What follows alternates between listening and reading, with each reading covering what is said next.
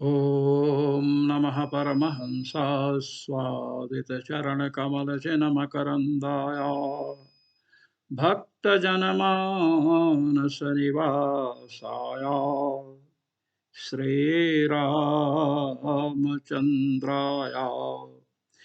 यत्र यत्र रघुनाथकीर्तनं तत्र तत्र कृतमस्तकाञ्जलिम् बाष्पवारि परिपूर्णलोचनम् मारुतिं नमत राक्षसान्तकम् सीतानाथसमारम्भा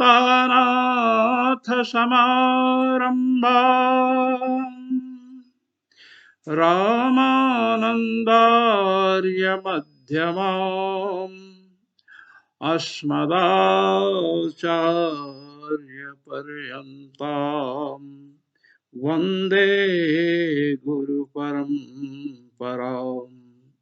वन्दे गुरुपरम्पराम्। सर्वेश्वर श्री रघुनाथो विजयते तराम। दहराकाष्ठ का प्रकरण चल रहा था। इसके पहले दहराकाष्ठ पदवाच्य जीव नहीं हो सकता है, यह चर्चा की गई। अब पूर्व पक्षी कह रहा है कि आपने वाक्य शेष में परमात्मा की चर्चा है, दहराकाश की चर्चा है, और उसमें जो गुण बतलाए गए हैं कि दहराकाश परमात्मा संपूर्ण जगत का आधार है। दूसरी बात कि वह संपूर्ण जगत को, संपूर्ण जीवों को संसार सागर से पार उतारने के लिए सेतु है। इसके पहले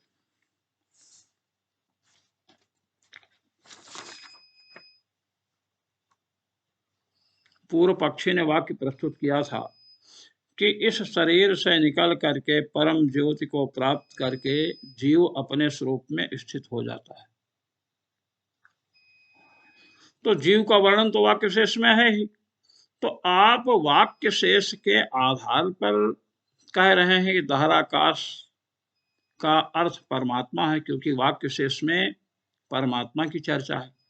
हम कह रहे हैं कि वाक्य शेष में जीवात्मा की भी चर्चा है, तो जीव ही दहराकाश का अर्थ क्यों न मान लिया जाए। इस पर उत्तर दिया कि भाई जीव को आप मानोगे तो जीव सबका आधार नहीं बन सकता है, और दूसरे जीवों को प्राप्त कराने के लिए, मैंने संसार सागर से पार उतारने के लिए सेतु भी नहीं बन सकता है। अब इस पर पूर्व पक्षी पुनः आकर के डट गया और उसने कहा कि देखिए, दहर विद्या का जो प्रकरण चला है उसके बीच में प्रजापति के वाक्य हैं। मैं आपको इस विषय को अधिक स्पष्ट करना चाहता हूं। केवल ब्रह्मसूत्र के भाष्यों से ही ये विषय स्पष्ट नहीं होगा। जो पढ़े लिखे हैं उनको तो स्पष्ट हो जाएगा, जो नए हैं उनके लिए स्पष्टीकरण आवश्यक है।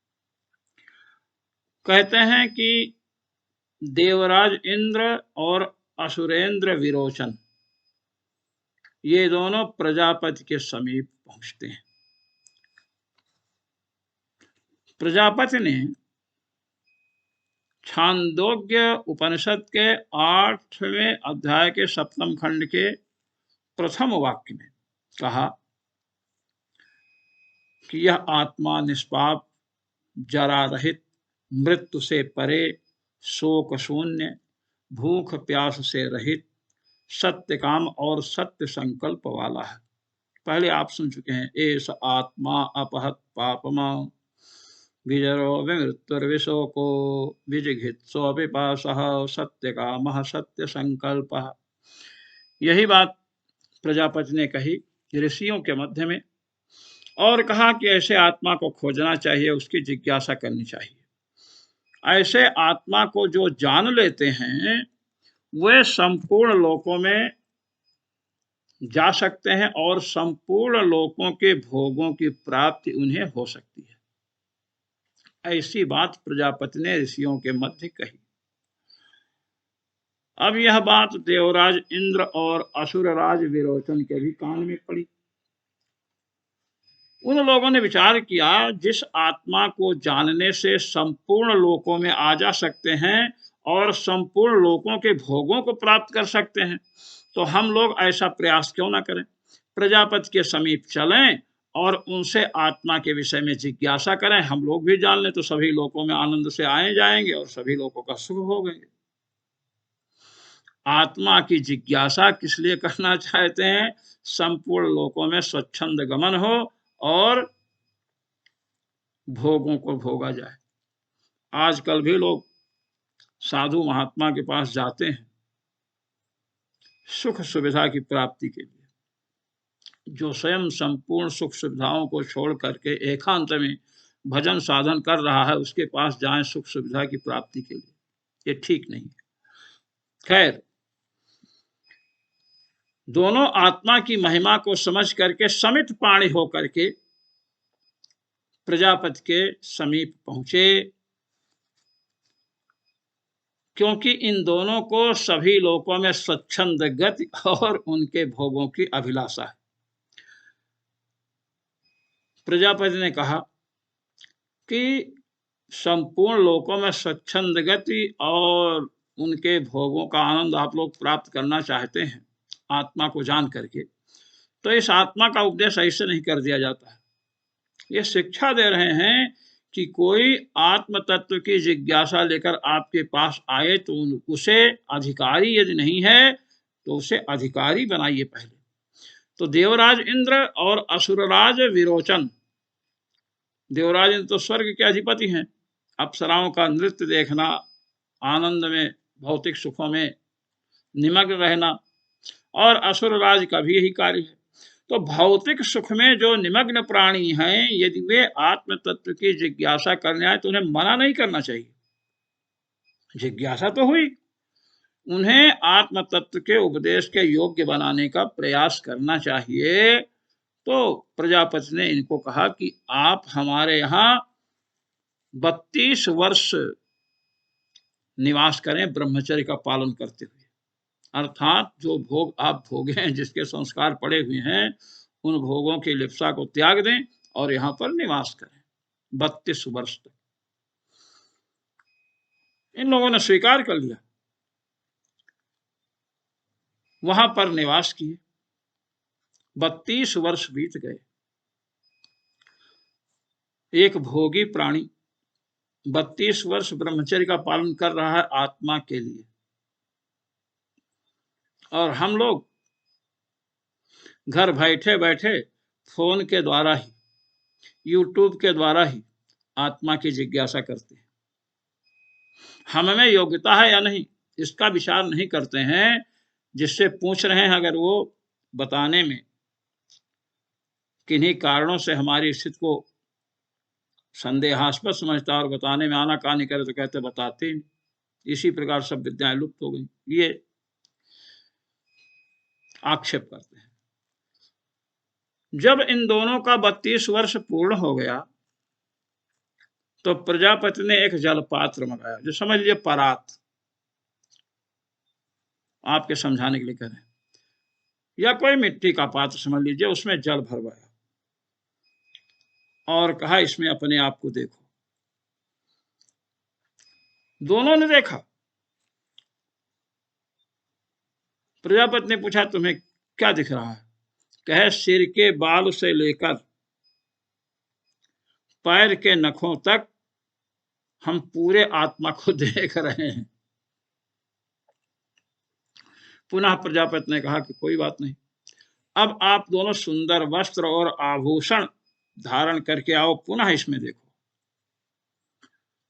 वैसे ही किया, सुंदर वस्त्र से सज धज करके मुकुट इत्यादि लगा करके आए और जलपात्र में देखते हैं, जैसा वस्त्र आभूषण धारण कर रखे हैं उसी प्रकार की छाया जल में दिखाई पड़ी अपना स्वरूप। शीशे के सामने आप जाएंगे, जो सम्मुख होगा वैसे दिखेगा।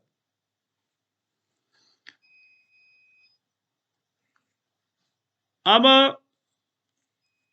उन्होंने जो अपनी छाया जल में दिखाई पड़ी, उस छाया को ही आत्मा समझ लिया। प्रजापति ने इसके बाद कहा कि आत्मा अजर है, अमर है, निर्भय है, वही ब्रह्म है।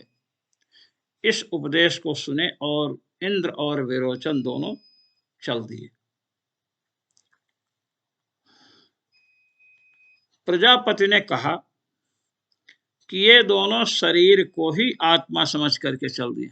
शरीर की छाया, शरीर को सजाए तो छाया सजी। अब इनके मन में बात आएगी कि शरीर की ही उपासना करो, उसी से आत्मा के स्वरूप में परिवर्तन होता है।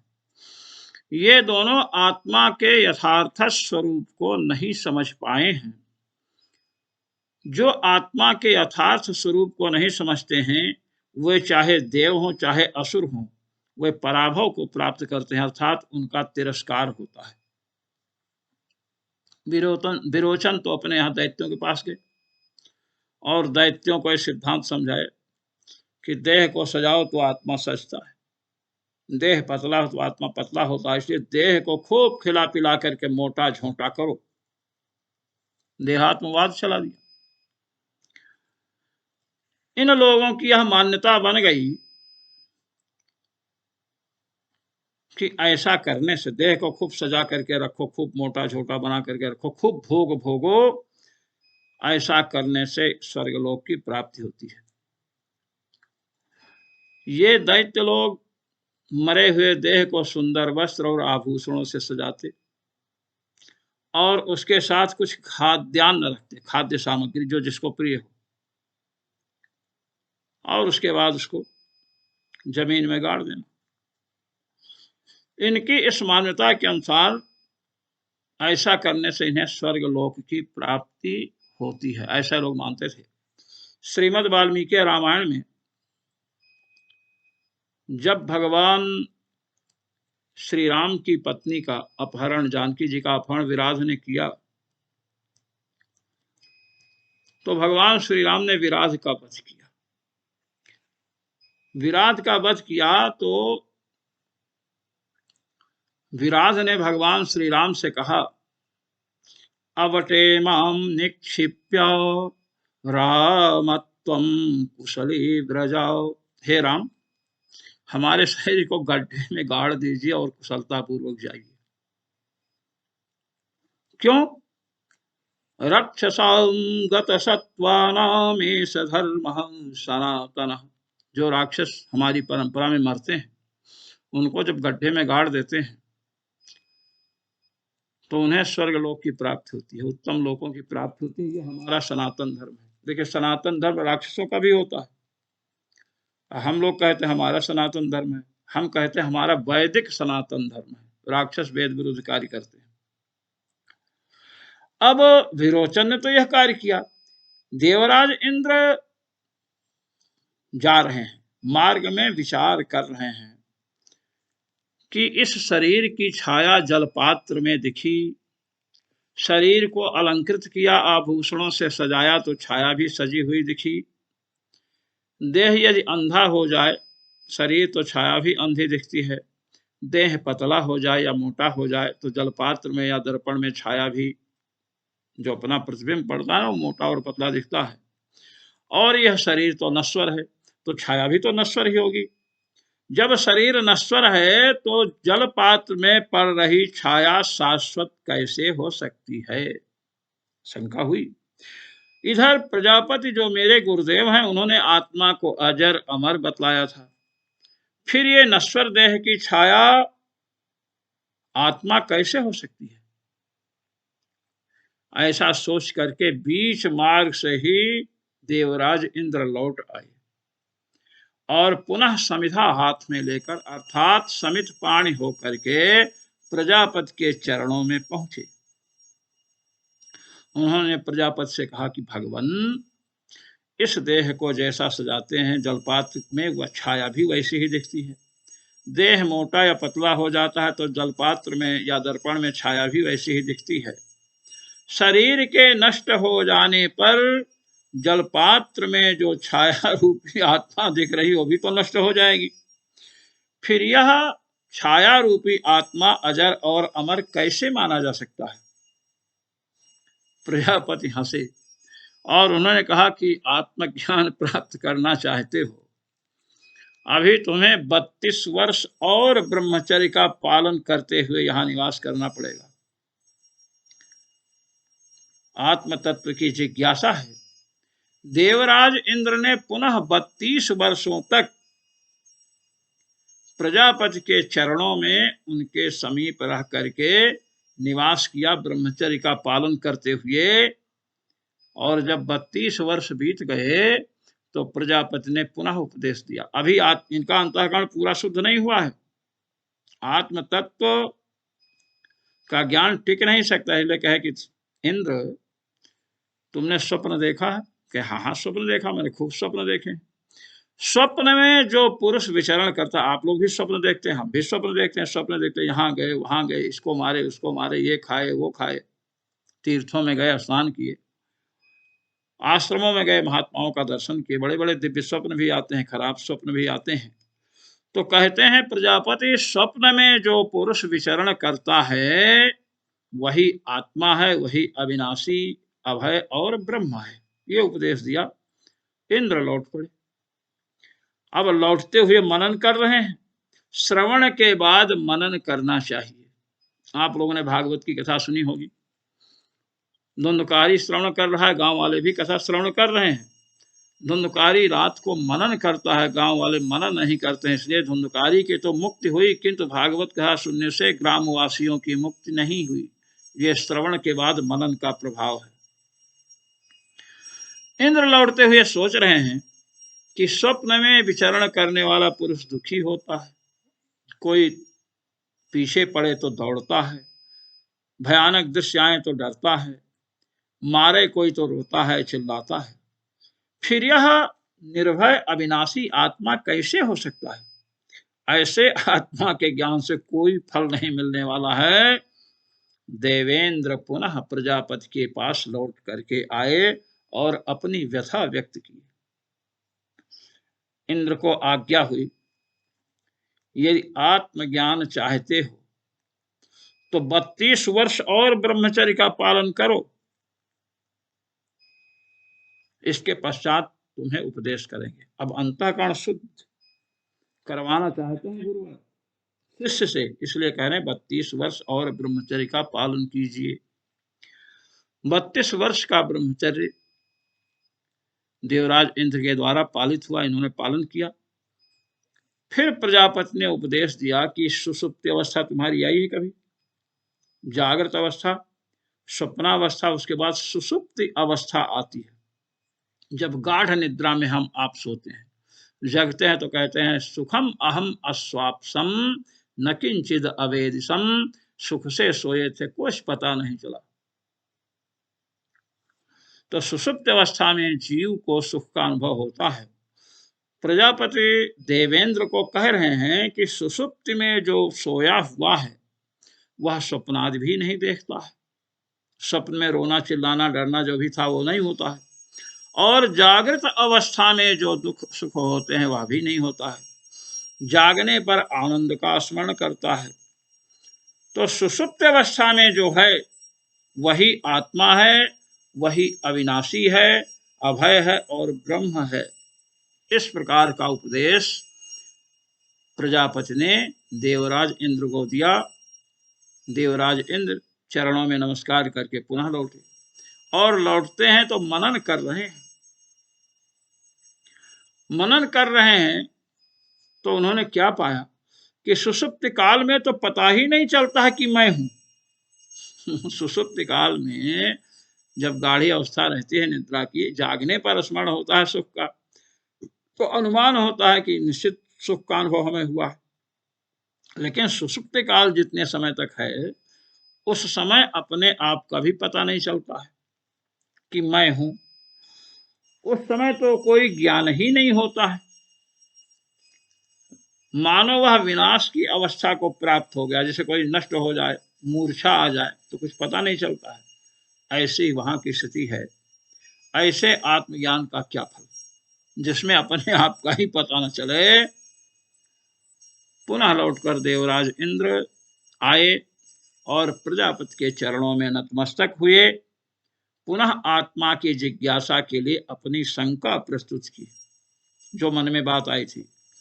प्रजापति ने कहा कि इंद्र, तुम्हें अपने उत्तर को प्राप्त करने के लिए, तुमने जो प्रश्न किया है उसके उत्तर को प्राप्त करने के लिए तुम्हें 5 वर्ष और ब्रह्मचर्य का पालन करके यहां निवास करना पड़ेगा।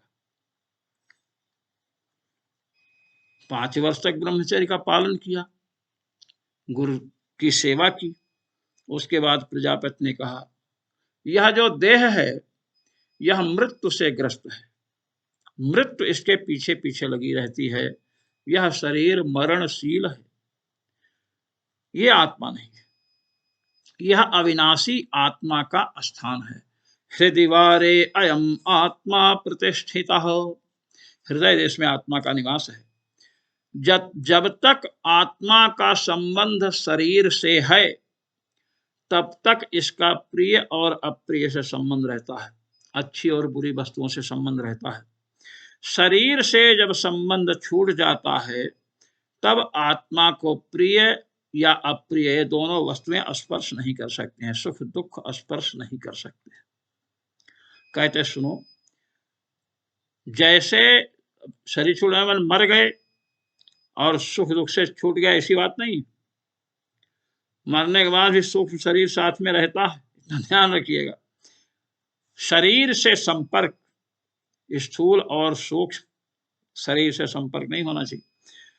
कहते हैं प्रजापति, जैसे देह से रहित वायु है, देह से रहित बादल, बादल का क्या देह है, विद्युत है, मेघ या बिजली की गड़गड़ाहट, गड़गड़ाहट का क्या देह है, ये सब आकाश से निकल करके परम ज्योति को प्राप्त हो करके अपने मूल स्वरूप में स्थित हो जाते हैं। बिजली गड़गड़ाती है, गड़गड़ाहट की आवाज आई, मेघ गड़गड़ाए तो बिजली प्रकट हुई, फिर वह बिजली लुप्त हो जाती है, लुप्त हो जाती मतलब अपने मूल स्वरूप में चली जाती है, जो उसका परम स्वरूप है। वैसे ही यह आत्मा इस शरीर से निकल करके परम ज्योति जो परमात्मा है उनको प्राप्त करके अपने यथार्थ स्वरूप में स्थित हो जाता है। वही उत्तम पुरुष है। वहां वह हंसता खाता, स्त्रियों से रमण करता, सगे संबंधियों के साथ आनंद करता हुआ शरीर का स्मरण भी नहीं करता, इस शरीर का। अब उस आत्मा को लेकर के प्रजापति ने कहा कि जब यह आत्मा शरीर में रहता है, चक्षुर इंद्रिय से संबंध हुआ नेत्रों से तो इसे चाक्षुष या चक्षु कहते हैं, घ्राण इंद्रिय से संबंध हुआ तो इसे घ्राण कहते हैं, रसनेन्द्रिय से संबंध होने पर रसना कहते हैं, वाग इंद्रिय से संबंध होने पर वाग, श्रोत्र इंद्रिय से संबंध होने पर श्रोत्र, और मन रूपी इंद्रिय से संबंध होने पर इसकी मन संज्ञा हो जाती है। मन इस आत्मा का दिव्य नेत्र है, मैंने इंद्रियादि में आत्मा का निवास है। जब हम किसी वस्तु का प्रत्यक्ष करते हैं, जैसे समझ लीजिए ये श्रीमद् भगवद गीता श्रीधरी टीका है। अब नेत्र का संबंध इससे हुआ पुस्तक से, अब नेत्रेंद्रिय का संबंध मन से हुआ, मन का संबंध आत्मा से हुआ। इस प्रकार मन इसका दिव्य नेत्र है। चक्षु से संबंध आत्मा का हुआ, पुस्तक का संबंध परंपरा संबंध हुआ, तो इस आत्मा की संज्ञा क्या पड़ गई, चक्षु, ये बतलाया। कहते हैं मन इस आत्मा का दिव्य नेत्र है। कौन मन? जो मन शुद्ध हो चुका है, जिसमें कलमश है, पाप है, दूसरों के प्रति द्वेष है, वह मन शुद्ध नहीं, वो दिव्य नेत्र नहीं बन सकता है। मन के द्वारा आप स्वप्नावस्था में बहुत सी वस्तुएं देखते हैं, तो मन रूपी दिव्य चक्षु के द्वारा ब्रह्मलोक के सभी भोगों का अनुभव करता है। इस आत्मा की, ये शरीर नहीं, इस आत्मा की जिसका हम वर्णन कर रहे हैं, जो शरीर नहीं है, शरीर जिसका निवास स्थान है, इस आत्मा की देवता लोग भी उपासना करते हैं, जिससे उन्हें संपूर्ण लोकों एवं भोगों की प्राप्ति होती है। जो मनुष्य इस आत्मा को गुरु कृपा से प्राप्त उपदेशों का, गुरु कृपा से उपदेश प्राप्त से गुरु जी की शरण में गए, गुरुदेव ने आत्म तत्व का श्रवण कराया। अब श्रवण करने के बाद मनन करना शिष्य का काम है। मनन के बाद फिर जब मनन करते करते उसकी एक तैल धारावत, जिसे तेल की धारा गिराते हैं, टूटती नहीं है, ऐसे ही जब स्मृति होने लगे तो उसे निधिध्यासन कहते हैं। गुरु के उपदेश का श्रवण हुआ, उसके बाद मनन हुआ और निधिध्यासन हुआ, उसके बाद वह आत्मा का अनुभव कर लेता है। अब इसका मतलब नहीं कि आज से जब तब छोड़ करके बस इसी चक्र में फंस जाए, नहीं। जब तब करने से अंतःकरण शुद्ध होगा, फिर आत्म तत्व का श्रवण गुरु के मुख से करेंगे, फिर उसका मनन होगा, निधिध्यासन होगा, और यदि अंतःकरण शुद्ध नहीं है तो सब बातें ऊपर से निकल जाएंगी, कुछ भी मन में बैठने वाली नहीं है। इसलिए भजन साधन करके अंतःकरण को शुद्ध करना चाहिए। तो जो आत्मा का अनुभव कर लेते हैं,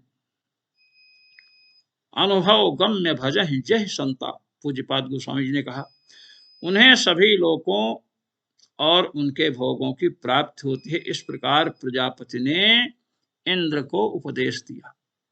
ये सभी वाक्य प्रजापति के वाक्य कहे जाते हैं।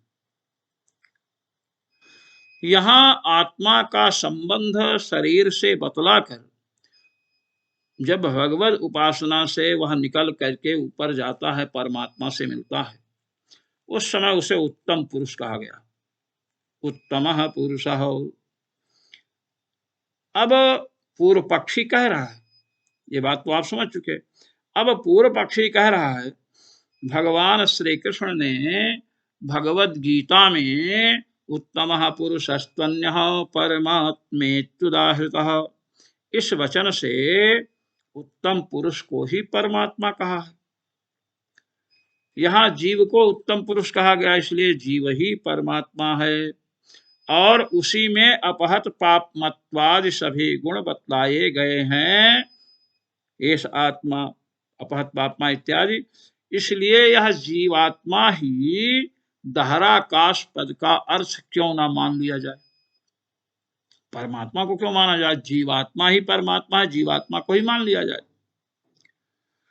ऐसी जब शंका हुई पूर्व पक्षी की, तब उसके निराकरण हेतु भगवान बादरायण कृष्णद्वैपायन व्यास जी महाराज ने सूत्र का निर्माण किया। उत्तराच्चेदाविर्भूत स्वरूपस्तु, उत्तराच्चेत आविर्भूत स्वरूपस्तु, प्रथम अध्याय के तृतीय पाद का 19वां सूत्र है। पहले सूत्र का भाव समझ लें। कहते हैं उत्तरात माने बाद में, उत्तर में जो प्रजापति का वाक्य है, उस वाक्य से भी दहराकाश पद से जीव नहीं लिया जा सकता है, जैसा आपने वर्णन किया है। भगवान व्यास कह रहे हैं क्यों? क्योंकि उस वाक्य में जो आत्मा का स्वरूप बताया गया, एष आत्मा अपहत पापमा विजरो मृत्युर विशोको विजिगित्सो अपिपासो अपिपासा सत्यकामः सत्य संकल्पः। जीवात्मा क्या है? अपहत पापमा, जीवात्मा में पाप पुण्य का संस्पर्श नहीं है, पाप पुण्य से स्पर्श नहीं कर सकते हैं। विजरा जरावस्था इसकी नहीं, बुढ़ापा नहीं आता है इसमें, इसकी मृत्यु नहीं होती है, इसे शोक नहीं होता है, इसे भूख नहीं लगती, इसे प्यास नहीं लगती। यह सत्य काम है और सत्य संकल्प वाला है। ये जो बतलाया गया है, ये अविद्या से जो मुक्त हो चुके हैं, संसार सागर से जो मुक्त हो चुके हैं, उन जीवों के स्वरूप का वर्णन है। जब तक जीव माया से लिप्त रहता है, तब तक उसमें अपहत पापमत्वादि गुण प्रकट नहीं होते हैं। क्या मतलब है? तात्पर्य यह कि भगवद उपासना से प्रभु कृपा द्वारा शरीर से निकलने पर जब जीव परम ज्योति परमात्मा को प्राप्त करता है तब वह अपने मूल स्वरूप में स्थित होता है। उसी समय उसमें अपहत पापमत्वादि माने पाप पुण्य का स्पर्श न होना, बुढ़ापा न होना, मृत्यु न होना, शोक न होना, भूख न लगना, प्यास न लगना, सत्य कामत्व और सत्य संकल्पत्व, ये सब गुण उसी समय प्रकट होते हैं। उसके पहले बद्धावस्था में ये गुण प्रकट नहीं होते हैं। इसलिए दहराकाश पद का अर्थ आप जीव नहीं कर सकते। दूसरी बात कि दहराकाश का जो वर्णन पहले हुआ है उसमें बतलाया गया है कि दहराकाश जो है संपूर्ण जगत का सूर्य, चंद्रमा, नक्षत्र, विद्युत, पृथ्वी, जल, तेज, वायु, आकाश, चतुर्दश लोक, इन सब का आश्रय है। संसार सागर से पार उतारने के लिए दहराकाश क्या है? सेतु है। तो जीव जो है, जो बद्ध जीव है, वो तो स्वयं अपने एक मकान में रहता है, एक आसन पर बैठता है, तो वो तो आश्रय किसी का हो नहीं सकता। रही मुक्त जीवों की बात, वो भी सभी के आश्रय नहीं बन सकते, और अन्य जीवों को संसार सागर से पार उतारने के लिए सेतु भी नहीं बन सकते हैं।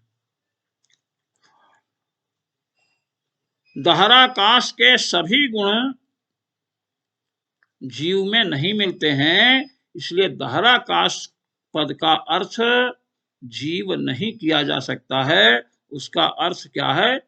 परमात्मा ही है। बद्ध जीव में तो अपहत पापमत्वादि गुण संभव ही नहीं। रहे मुक्त जीव तो वे अन्य जीवों का उद्धार नहीं कर सकते हैं और संपूर्ण जगत के आश्रय नहीं बन सकते हैं। इसलिए दहराकाश पद से ना तो हम बद्ध जीव को ले सकते हैं, ना मुक्त जीव को ही ले सकते हैं। दहराकाश पद का अर्थ परमात्मा ही करना पड़ेगा। रही गीता की बात, आपने कहा था कि गीता में उत्तम पुरुषस्त्वन्य परमात्मेत्युदाहृतः 15वें अध्याय में श्लोक आया है, भगवान का वचन है। यहां भी जीव को उत्तम पुरुष कहा गया, वहां उत्तम पुरुष परमात्मा को बतलाया गया है, इसलिए आपने कहा जीव ही परमात्मा है। कहते हैं वहां उत्तम पुरुष परमात्मा को कहा गया है, जीव को नहीं, क्योंकि उत्तमः पुरुषस्त्वन्यः परमात्मेत्युदाहृतः इस श्लोक के पहले प्रकृति और जीव की चर्चा आई है। द्वैमौ पुरुषौ लोके क्षरश्चाक्षर एव च क्षरः सर्वाणि भूतानि कूटस्थोक्षर उच्यते। भगवद गीता 15वें अध्याय का 16वां श्लोक। इस श्लोक में दो पुरुष हैं, क्षर और अक्षर। क्षरः सर्वाणि भूतानि, जितने जीव जंतु दिख रहे हैं, पेड़ पौधे, पर्वत, नदियां, प्रकृति, पूरी प्रकृति, ये क्या है? क्षर पुरुष है। और अक्षर न क्षरतीति अक्षरः, जिसका विनाश नहीं होता वो जीवात्मा। ये बतलाया गया। अब दो पुरुष का जब जीव और प्रकृति का वर्णन भगवान ने कर दिया, उसके पश्चात जीव और प्रकृति से भिन्न परमात्मा को उत्तम पुरुष और ईश्वर भगवान स्वयं कह रहे हैं। देखिए 17वें श्लोक में, उत्तमः पुरुषस्त्वन्यः परमात्मेत्युदाहृतः यो लोकत्रयमाविश्य बिभर्त्यव्यय ईश्वरः। जीव से भिन्न प्रकृति और जीव को क्षर, प्रकृति को क्षर पुरुष, जीव को अक्षर पुरुष कहा। अब उसके बाद कहा उत्तमः पुरुषस्त्वन्यः, इन दोनों पुरुषों से अन्य जो है वह उत्तम पुरुष है, उसे परमात्मा कहते हैं। यो लोकत्रयमाविश्य, जो तीनों लोकों में आविष्ट हो करके विभर्ति, धारण करता है, अव्यय अविनाशी है, ईश्वर है, सब पर शासन करने वाला है। जीव से भिन्न, प्रकृति से भिन्न परमात्मा को उत्तम पुरुष कहा गया, और आप कह रहे हैं कि जीव को उत्तम पुरुष कहा गया। लगता है आपने गीता का स्वाध्याय पूर्णतया नहीं किया, तभी तो गीता से विरुद्ध प्रलाप कर रहे हैं। गीता में जीव से भिन्न जो भगवान है उन्हें उत्तम पुरुष और परमात्मा और ईश्वर कहा गया, और आप जीव को ही उत्तम पुरुष कह डाले। पूर्व पक्षी ने कहा कि अच्छा ये बताइए, आपने जो बात कहा मेरे हृदय में बैठ गई। छांदोग्य उपनिषद में प्रजापति ने जहां इंद्र से जीव का वर्णन किया, वहां उत्तम पुरुषः कहा कि नहीं कहा? कहे हाँ हाँ, क्यों नहीं कहा? छांदोग्योपनिषद में मुक्त जीव को उत्तम पुरुष कहा गया है। वह इसलिए उत्तम पुरुष है क्योंकि बद्ध जीव की अपेक्षा उत्तम है। बद्ध जीव में अपहत पाप मतवादि गुण प्रकट नहीं होते हैं। बद्ध जीव को पुण्य और पाप का स्पर्श रहता है। बद्ध जीव को भूख लगती है, प्यास लगती है। बद्ध जीव जो है शरीर के कारण बूढ़ा होता है, मृत्यु होती है, उसे शोक होता है, सत्य संकल्प वाला होता नहीं है। और मुक्त जीव में पुण्य पाप का स्पर्श नहीं है, बुढ़ापा नहीं है, मृत्यु नहीं है, शोक नहीं है, भूख प्यास नहीं है। मुक्त जीव को सत्य काम सत्य संकल्प है, इसलिए बद्ध जीव की अपेक्षा उत्तम है, इसलिए उत्तमा पुरुषा कहा गया है, न कि वो परमात्मा कहा गया जैसे गीता में। ऐसा नहीं है। बद्ध जीव में अपहत पाप मतवादि जो 8 गुण आत्मा के बताए गए हैं वे सब तिरोहित हैं, छिपे हुए हैं। इसलिए पूर्वोक्त कथन से यह निष्कर्ष निकला कि दहराकाश पदवाच्य परम पुरुष परमात्मा ही हैं, बद्ध या मुक्त जीव नहीं। इस प्रकार कह रहे हैं उत्तराच्चेदा विरभूत स्वरूपस्तु। ये मैंने आपको सारांश बताया। अब इसका वर्णन आगे करेंगे, सूत्र का व्याख्यान आगे प्रस्तुत होगा। इस तथ्य को आप ध्यान में रखेंगे तो आगे आपको बड़ी सुविधा होगी। ब्रह्म सूत्र में जो साधक जो मनीषी उपस्थित होते हैं उन सबको हृदय से धन्यवाद। भगवान श्री सर्वेश्वर रघुनाथ जी की ओर से शुभाशीर्वाद। ओम पूर्णमदः पूर्णमिदं पूर्णात् पूर्णमुदच्यते पूर्णस्य पूर्णमादाय पूर्णमेवावशिष्यते। ओम शांति शांति शांति। सर्वेश्वर श्री रघुनाथो विजयते तरम। जय श्री राम।